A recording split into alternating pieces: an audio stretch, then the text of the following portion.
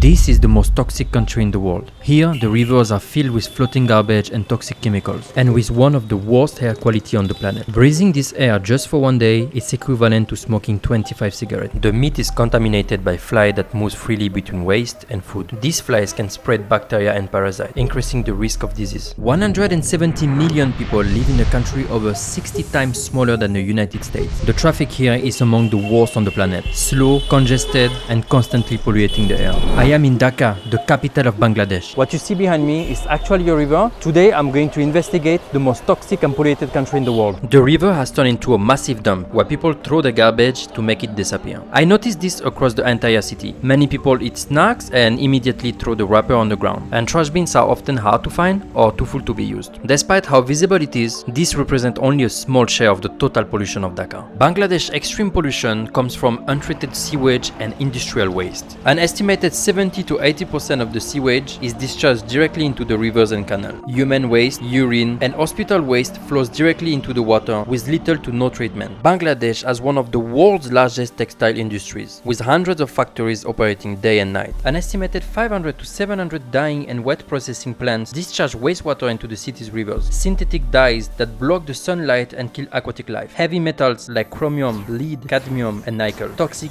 even in small amounts. Bleaching agents and caustic chemicals used to treat fabric, and even PFAS, so-called forever chemicals, that do not break down and remain in the environment for decades. Before we continue, a quick word for me. When I'm traveling, I'm constantly using public Wi-Fi, in the hotels, in the restaurant, and in the airport. That's why I use no VPN. It keeps my connection secure and my data private wherever I work. Just to be transparent, I am not sponsored by them, but I'm an affiliate. If you decide to use my link in the description, it directly helps my channel and I can make more videos like this. Alright, let's get back to the video. And here you can see the consequences. I'm standing by the Buraginga River, once vital to the country, a river that supported fishing, transport, and daily life. As you can see behind me, the water is completely black.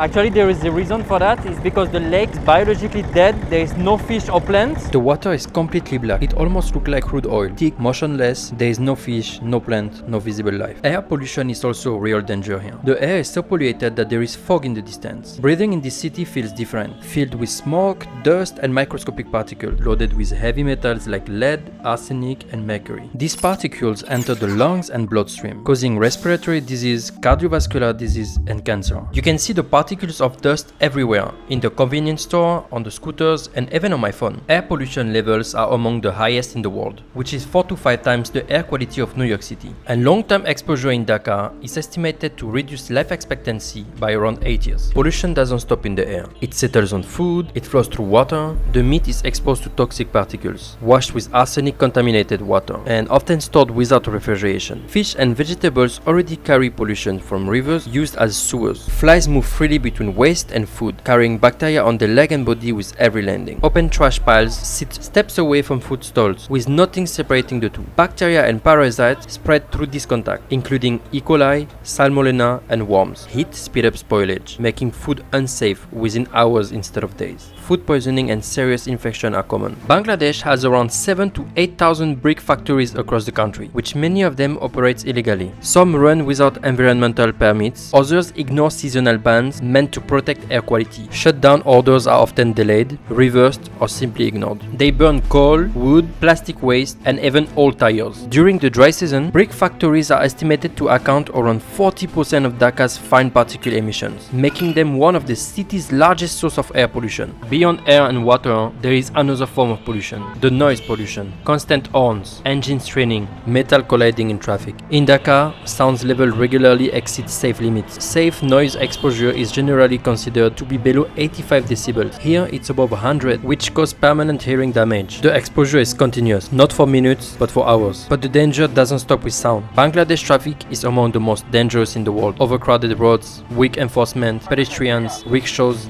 buses, motorcycles, cars, and heavy trucks all forced into the same narrow space. The roads become chaotic within seconds. Pedestrians cross between moving traffic, rickshaws compete for space with buses and trucks, and motorcycles waving through gaps, often with almost no protection. A small mistake can have serious consequences. A sudden turn, a vehicle changing lanes without warning, a pedestrian stepping into the road, a bus stopping in the middle of the traffic. Every year, thousands of serious road accidents occur across Bangladesh. Many leave people with severe and life-changing injuries, and hundreds end in death. But this is not the end of the story, because not everyone has given up. Meet BD Clean. Volunteers, students, everyday people. They clean the streets, the rivers, the public spaces. They pick up what the system leaves behind. The plastic, the trash, the proof that no one cared. Bag by bag, they clear away the mess we can see. They cannot stop the dirty water. They cannot shut down illegal factories. They cannot fix the traffic, but they do something just as important. They prove that people still care. And as I move through the city, a different Dhaka appears. Modern buildings, cleaner streets, new constructions. Progress is here, but it's uneven, incomplete, and fragile.